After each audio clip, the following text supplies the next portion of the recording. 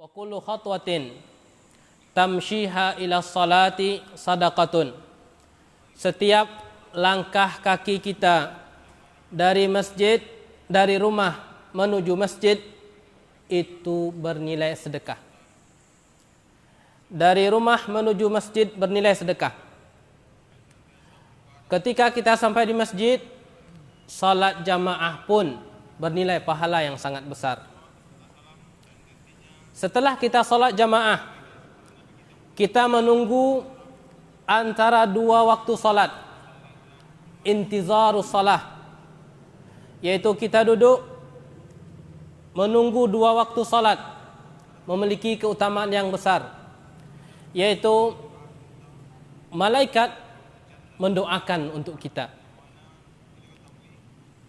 Makhluk Allah yang enggak pernah berbuat kemaksiatan mendoakan kebaikan untuk kita. Apa doanya? Allahumma ighfir lahu. Ya Allah, ampunilah dia. Allahumma arhamhu, ya Allah, berikanlah rahmat untuk dia. Apa? Karena kita sedang menunggu waktu salat, intizarus salah.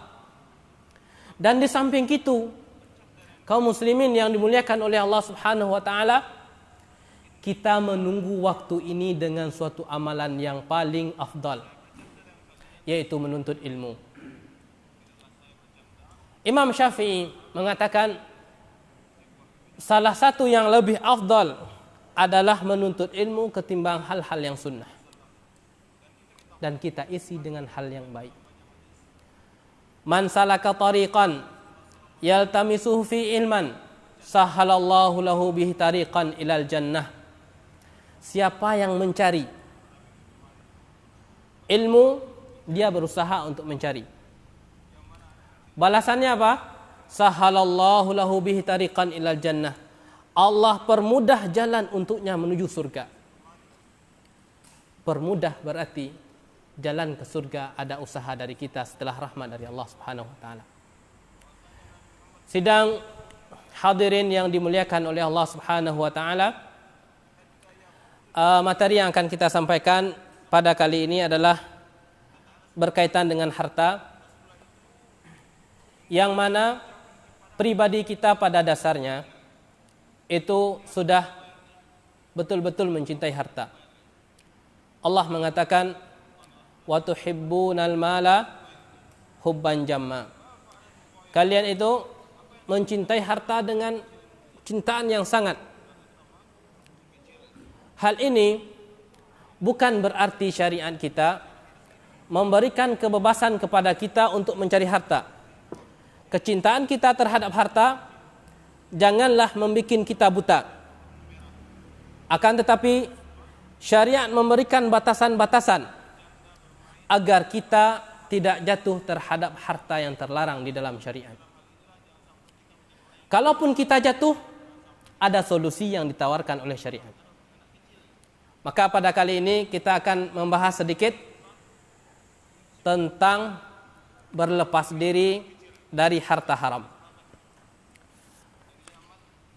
Sidang hadirin yang dimuliakan oleh Allah Subhanahu wa taala, untuk membahas pembahasan ini dibangun di atas 3 pembahasan. Yang pertama adalah pengertian harta haram, dan yang kedua, kenapa kita harus berlepas diri dari harta haram, dan kenapa kita dilarang betul untuk mendekati harta haram. Dan pembahasan yang ketiga adalah berkaitan dengan solusi bagi kita yang pernah jatuh ke dalam harta haram. Pembahasan pertama adalah berkaitan dengan pengertian harta haram. Syekh Dr. Muhammad Ahmad Al-Baz mengatakan bahwasanya harta haram itu kullu malin harrama syar'u 'alal muslim. Setiap harta yang diharamkan oleh syariat terhadap seorang muslim, iktisabahu wa tamallukahu, untuk diambil, untuk dijadikan hak pribadi. Kenapa dilarang? Bisababi wujudin mani', karena ada penghalang yang menyebabkan harta itu terlarang. Apa sebabnya? Contohnya, transaksi dengan yang haram. Mengambil hak milik orang lain. Itu salah satu faktor penyebab terlarangnya suatu harta. Sidang hadirin yang dimuliakan oleh Allah Subhanahu wa taala. Poin kedua adalah kenapa kita itu dilarang betul untuk mendekati harta haram. Dan kalaupun seandainya kita jatuh, kita harus kembali. Ada apa dengan harta haram ini? Ketahuilah bahwasanya pada harta haram ini terdapat berbagai macam keburukan. Berbagai macam keburukan. Kita sebutkan beberapa. Keburukan yang pertama adalah penghalang terkabulnya doa. Itu merupakan faktor terbesar kaum muslimin. Siapa yang enggak butuh terhadap pertolongan Allah? Siapa yang enggak butuh? Semua kita butuh. Kita menjalankan suatu aktivitas, di samping kita telah berusaha, tentunya kita berdoa kepada Allah. Dengan doa ini, azab Allah bisa tertahan. Dengan doa, musibah itu bisa diangkat. Keagungan doa. Dengan doa, itu kesempitan bisa menjadi lapang. Perhatikan ada kisah Nabi Ayub. Wa ayyuba idh nada rabbahu anni massani dur. Ketika Ayub berdoa kepada Allah ketika beliau ditimpa kemudaratan. Wa anta arhamur rahimin ya Rabb, engkau itu adalah maha pengasih. Fastajabna lahu, kemudian Allah mengabulkan. Fakashafna bihi min durin, maka kami angkat kemudaratan yang menimpa. Sisinya adalah diangkatnya kemudaratan, sebabnya adalah doa. Namun doa senjata kaum muslimin ini itu enggak ngefek. Apa sebabnya? Dikarenakan ada satu penghalang. Apa penghalangnya? Harta haram yang masuk ke perut kita. Harta haram yang masuk ke perut kita, ngefeknya terhadap doa sangat besar. Doa itu terhalang untuk terkabul. Kaum muslimin yang dimuliakan oleh Allah Subhanahu wa taala. Dikisahkan di dalam hadis bahwasanya ada seseorang yang melaksanakan perjalanan yang sangat jauh. Kusut, kena debu. Dia tersebut sudah mengumpulkan faktor-faktor terkabulnya doa. Ketahuilah bahwasanya salah satu faktor terkabulnya doa adalah ketika kita sedang berada dalam kesempitan. Kenapa? Ketika sedang berada dalam kesempitan, kita tuh fokus sama Allah. Betul-betul khusyuk. Ketika orang semakin khusyuk, pintu terkabulnya doa itu semakin besar. Dikisahkan di dalam Al-Quran, wa idza massan nasa durrun da'au rabbahum munibina ilaih. Ketika manusia itu ditimpa suatu kesusahan, dia itu berdoa betul-betul khusyuk kepada Allah. Namun faktor ini terhalang untuk terkabul dikarenakan apa? Dikarenakan wa mat'amuhu haramun. Makanannya haram. Wa mashrabuhu haramun. Minumannya haram. Wa malbasuhu haramun. Pakaian yang ia gunakan untuk menutup auratnya itu sumbernya juga haram. Wa ghudhiya bil haram. Dia tumbuh karena makanan yang haram. Fa anna yustajabulah. Mungkinkah orang yang semacam ini dikabulkan doanya? Terkumpul semua yang haram untuk diri dia. Padahal seorang laki-laki ini berada dalam kondisi kesusahan. Telah kita sebutkan tadi bahwasanya kondisi kesusahan ini merupakan salah satu faktor terkabulnya doa. Namun itu terhalang, nggak ngefek dikarenakan makanan yang haram. Petaka harta haram yang kedua adalah harta haram itu sejatinya bara api neraka. Kaum muslimin yang dimuliakan oleh Allah Subhanahu wa taala, sumber pemasukan dari jalan yang terlarang di dalam syariat bukanlah suatu kebaikan. Meskipun itu kelihatannya mewah, meskipun itu kelihatannya keren, meskipun itu kelihatannya brand, namun dihasilkan dari harta yang terlarang, diambilkan dari riba, diambilkan dari menipu, diambilkan dari curang, dan diambilkan dari transaksi yang terlarang di dalam syariat. Sejatinya aset tersebut adalah bara api neraka, bukan harta sebenarnya. Oleh karenanya, para istri zaman salaf itu pernah berwasiat kepada suaminya ketika ingin keluar dari rumah. Ittaqillaha fina. Bertakwalah engkau wahai suami terhadap kami. Iyyaka wa kasbal haram. Hati-hati kamu dengan harta haram. Fa inna nasbiru alal ju'. Sesungguhnya kami ini bisa menahan lapar. Wal atash, bisa menahan haus. Wala nasbir, dan kami tidak bisa sabar menahan hararatin nar, panasnya api neraka. Apa maksudnya? Wahai suami, ketika engkau tidak berhasil membawa pulang makanan dan minuman dikarenakan belum mendapatkan harta yang halal, kami itu bisa menerima engkau dengan tangan kosong.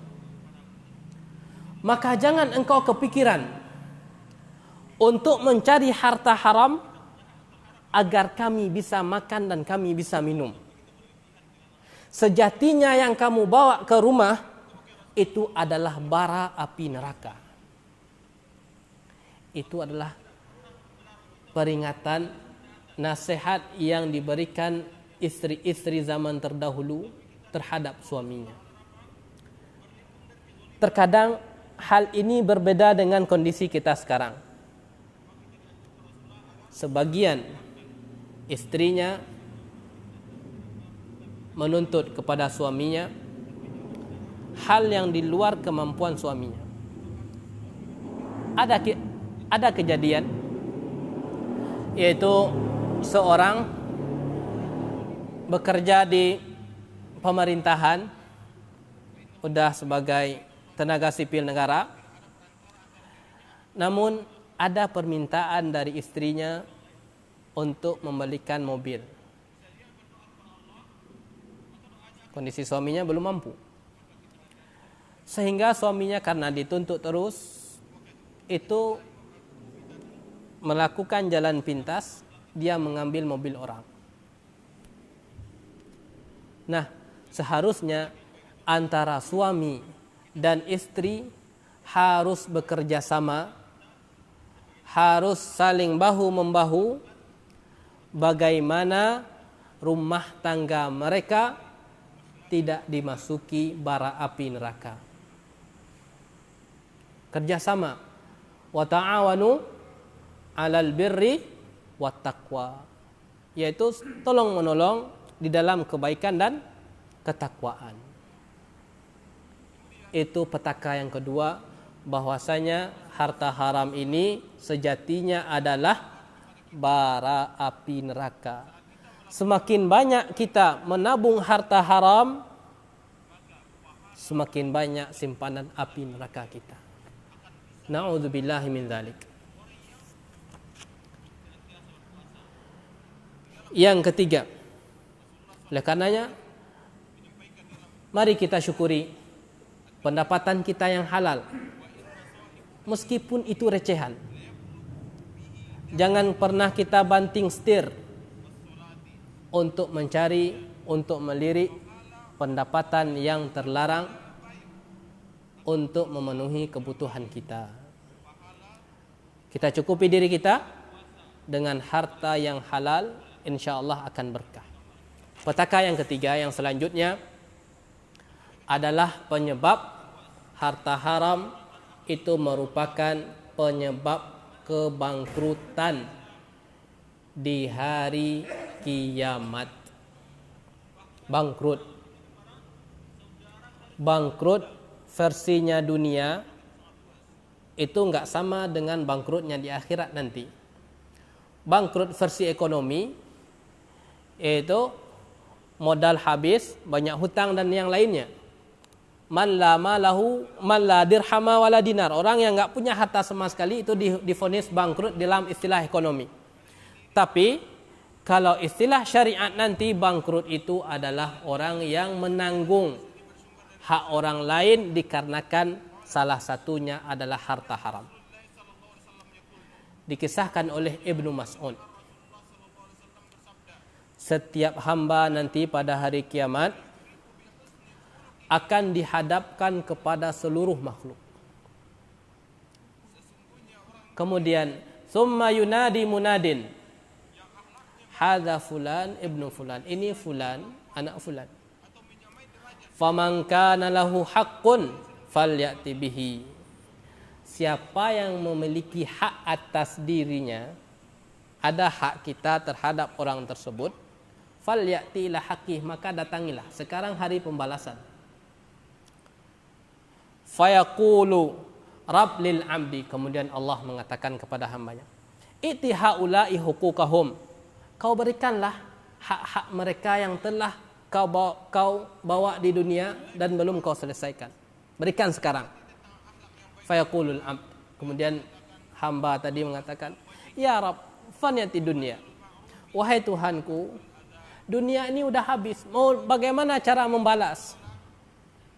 Fayaqulul malaika, kemudian Allah mengatakan kepada malaikat, khuzu min a'malihi salihah, untuk membalas harta haram yang pernah ia lakukan di dunia, balasannya sekarang adalah ganti dengan kebaikan amal soleh kalian. Fa'atu likulli insanin biqadri talabatih, sesuai dengan tuntutan yang ia minta. Jadi kalau ada harta orang yang kita bawa dan kita belum sempat mengembalikan, maka pada hari kiamat harta si korban itu akan mendatangi kita. Dia minta hak. Maka kondisi orang ada dua. Fa in kanat waliyan lillah fadulat min hasanatihi, kalau seandainya orang ini mungkin ketika di dunia dia amalnya banyak, tetapi terkadang melanggar juga harta haram. Karena saking banyaknya amalannya, itu tersisa satu zarah kebaikan. Udah habis pahala dia ini udah habis untuk menebus harta haram yang ia lakukan di dunia. Satu kebaikan ini, dengan satu kebaikan ini Allah lipat gandakan. Padahal kebaikannya banyak, tinggal satu untuk menebus hak orang yang ia bawa di dunia. Wa in kana abdan syaqiyya. Ini masalah di sini. Kalau seandainya amalannya buruk, kalau tadi amalan banyak, bisalah dia nembus. Tapi kasihan, kita udah capek-capek bekerja, kita kasih sama orang lain. Kalau yang kedua, udah amalannya buruk, itu transaksinya, kehidupan sehari-harinya dengan yang haram. Bagaimana solusinya? Ya Rab, faniyat hasanatuhu. Dia ini enggak memiliki kebaikan lagi. Mau balas pakai apa? Wa baqiya talibun. Sedangkan orang yang menuntut itu sangat banyak. Mana hak kami yang telah engkau ambil ketika di dunia? Mana hak kami? Padahal kebaikannya udah habis. Fayaqulu lil malaikah khudhu min a'malihi sayyi'ah. Keburukan si korban diambil dan diberikan kepada si pelaku. Fa'adhifu ila sayyi'atihi. Gabungkan keburukan orang tersebut dengan keburukan dia. Wasakku lahu sakkan ilan nar. Kemudian dia dibuang ke dalam api neraka. Bangkrut. Oleh karenanya, siapa di antara kita udah berusaha untuk sholat, untuk puasa, itu semuanya bernilai pahala. Namun ternyata pahala ini kita transfer sama orang lain. Dikarenakan ada harta haram yang belum kita selesaikan di dunia. Dan keburukan orang lain ditransfer juga untuk kita. Nauzubillah. Untuk sebagai balas tebusan terhadap perbuatan kita. Dan yang keempat, yang terakhir adalah penyebab paceklik yang merata. Penyebab paceklik yang merata. Ini bukan pelaku saja yang merasakannya, tapi semuanya. Bukan personal yang pelakunya aja yang terkena akibatnya, tapi semuanya. Rasulullah sallallahu alaihi wasallam mengatakan, lam yanqusul mikyala wal mizana illa ukhidu bis-sinin. Tidaklah ada seseorang yang mengurangi takaran. Takar nih. Yang seharusnya sekilo dijadikan 950 gram. Yang seharusnya 500 gram dijadikan 450. Kerjaan orang sebagian memang ada. Apa akibatnya? Illa ukhidu bis-sinin. Kecuali mereka itu semuanya akan ditimpa dengan paceklik. Wa syiddatil mu'nah. Dan mahalnya biaya kehidupan. Kita rasakan. Penyebabnya ada sebagian oknum, kemudian kita merasakan akibat semuanya. Wa jawril sultani alaihim. Dan tindakan kezaliman penguasa terhadap rakyatnya. Salah satu faktornya ini berkaitan dengan harta haram. Walam yamna'u zakata amwalihim illa muni'u al-qatra minas sama. Tidaklah ada seseorang yang menahan harta zakat, ia tahan karena itu bukan hak dia, tetapi hak fakir dan miskin dia tahan. Illa muni'u qatra minas sama. Sejatinya itu telah menahan turunnya hujan dari langit. Walaulal bahaim lam yumtaru. Kalau bukanlah ada binatang yang kehausan, itu Allah enggak akan menurunkan hujan. Allah kasihan terhadap binatang yang kehausan. Laulal bahaim, kalau bukanlah seandainya ada binatang ini, mereka enggak akan Allah turunkan hujan dikarenakan perbuatan mereka. Bukan masalah sepele. Terdapat berbagai macam bentuk keburukan pada harta haram ini. Oleh karenanya, kalau harta tadi didapatkan dengan cara yang haram merupakan banyak petakannya, berarti pemahamannya harta halal itu banyak kebaikannya. Meskipun itu nominalnya sedikit, meskipun itu recehan. Salah satunya adalah Allah berikan keberkahan.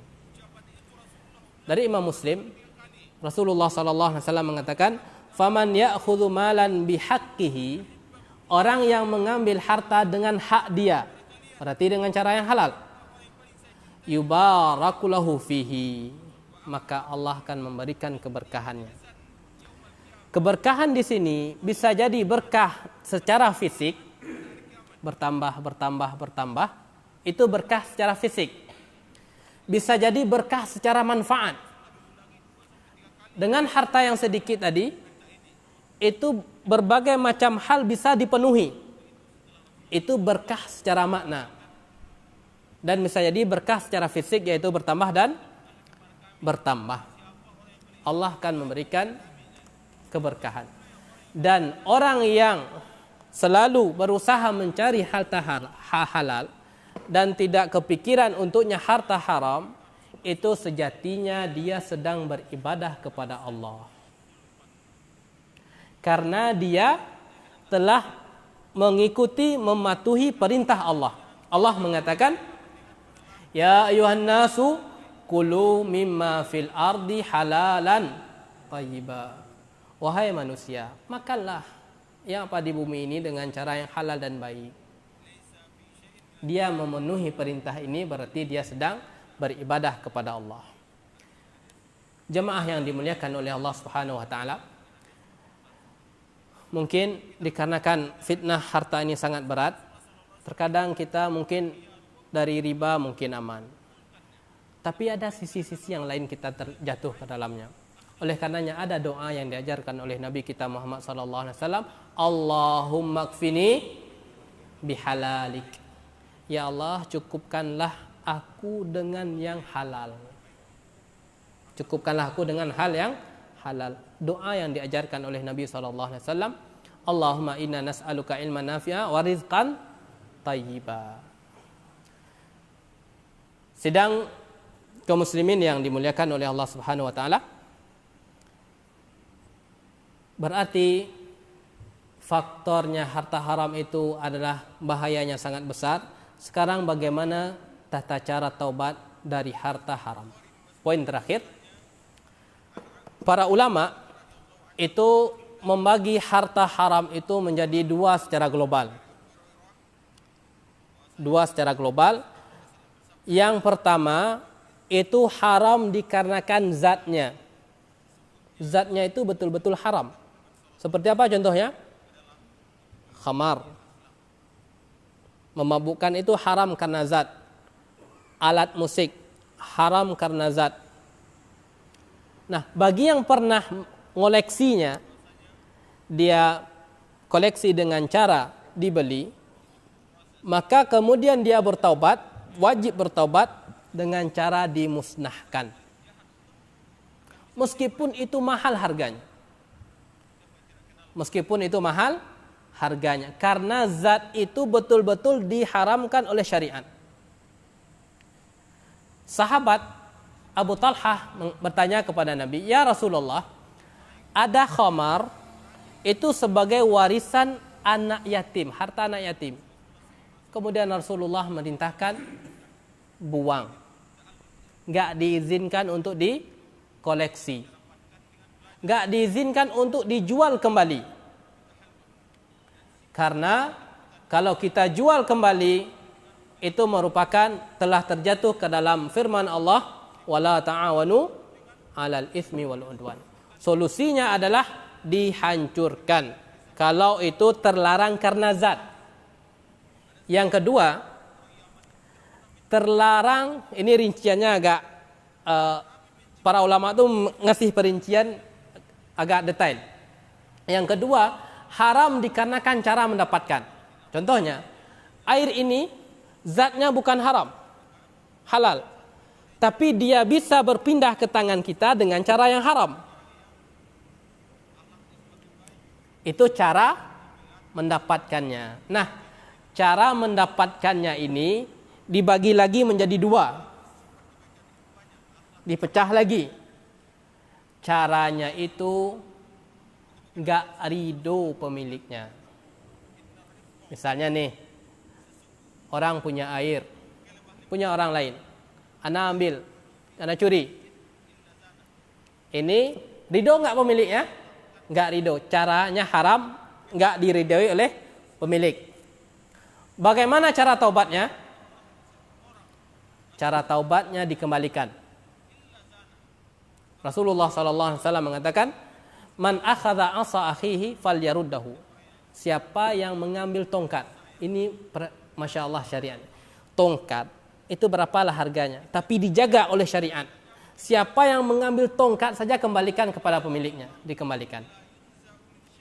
Baik dikembalikan fisiknya atau dikembalikan harganya.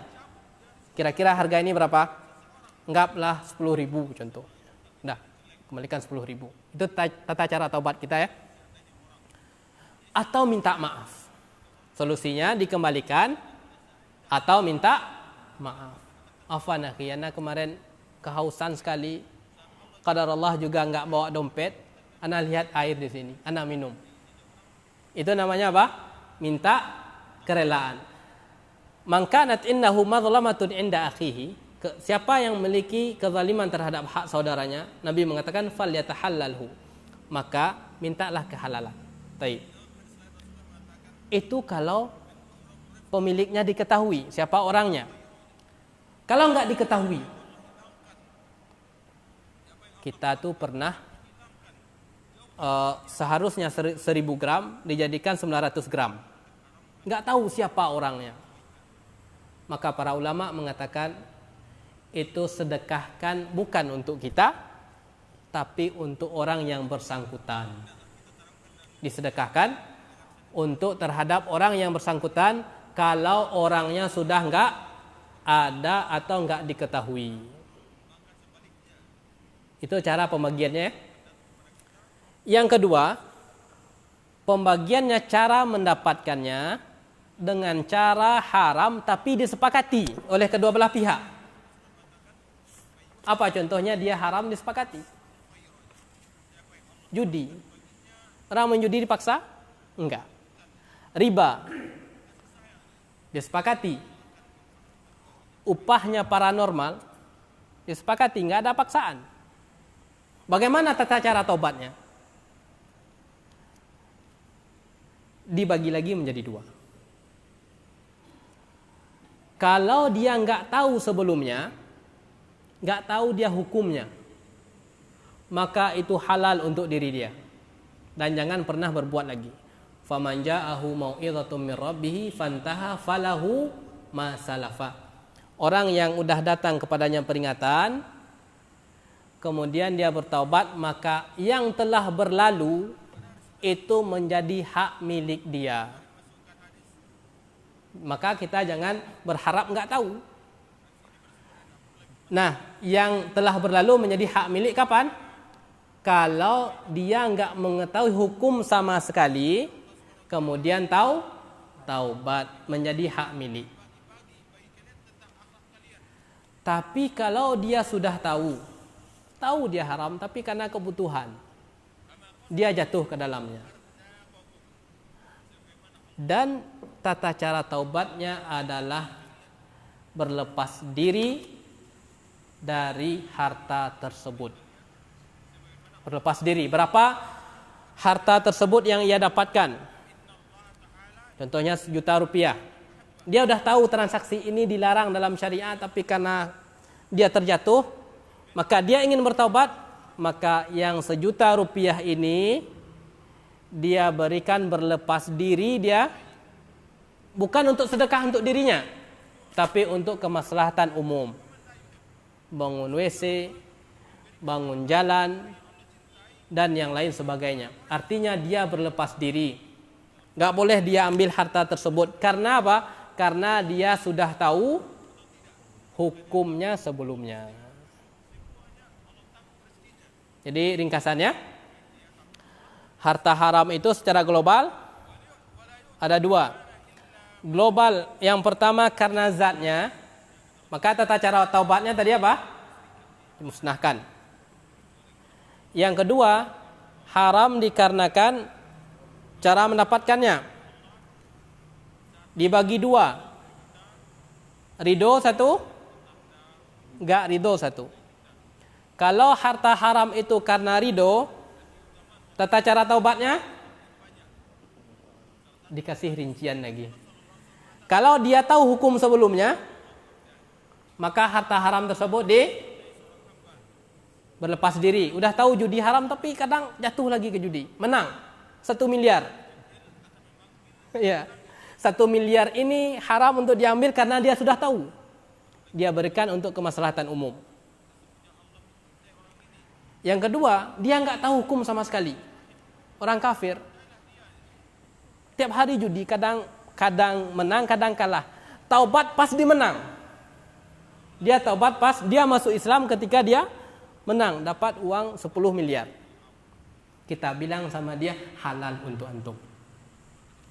Kenapa alasannya? Karena dia nggak mengetahui hukum sebelumnya.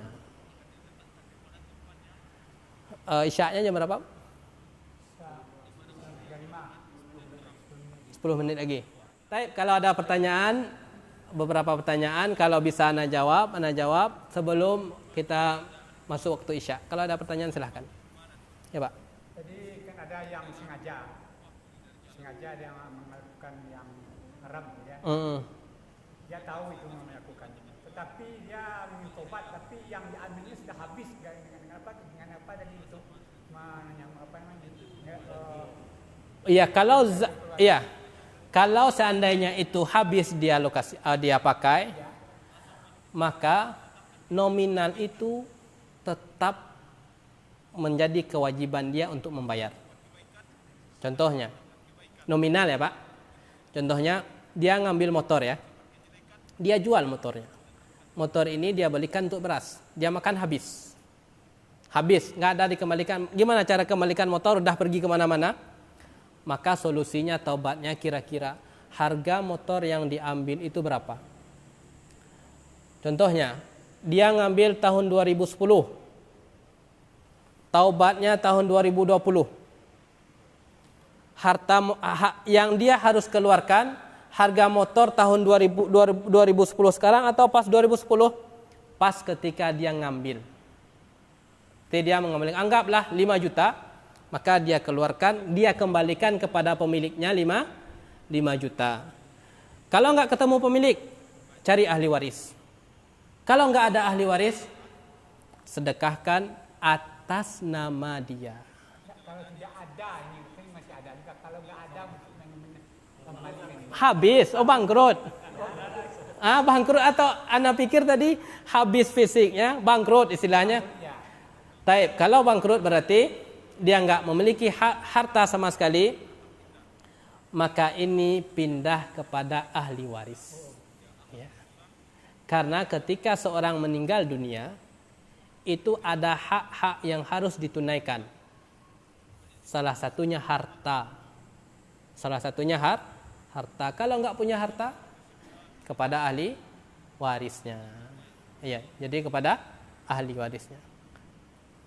Ini Pak. Sama buku, Ustaz.